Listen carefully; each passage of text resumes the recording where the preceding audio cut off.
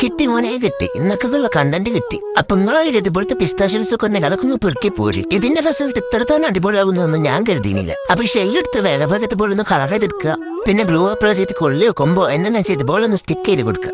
വീണ്ടും ഒരു ഷെല്ലെടുക്കുന്നു, ഇതുപോലെ ഗ്ലൂ അപ്ലൈ ചെയ്യുന്നു, പിന്നെ അത് ക്ലോസ് ചെയ്താണ് കൊടുക്കുക. അല്ല പിന്നെ വരാത്ത സാഹിത്യം മുക്കി വരിപ്പിച്ചാൽ അങ്ങനെയൊക്കെ ഉണ്ടാവും. Continue the process.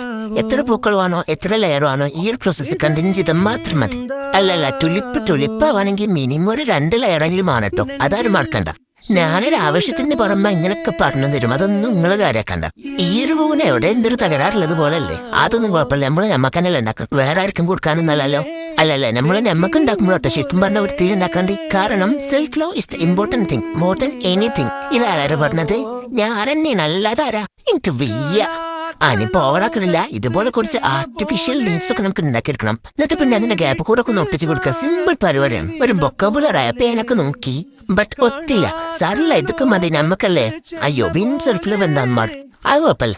അപ്പൊ പിന്നെ ലൈക്ക് ചെയ്യാ, ഷെയർ ചെയ്യാ, കമന്റ് ചെയ്യാ. അപ്പൊ പിന്നെ സബ്സ്ക്രൈബ് ബട്ടൺ ഇതുപോലെ അടിച്ച് പൊട്ടിച്ച് സപ്പോർട്ട് ചെയ്യിക്കാറല്ലേ ചെയ്യണം കേട്ടോ.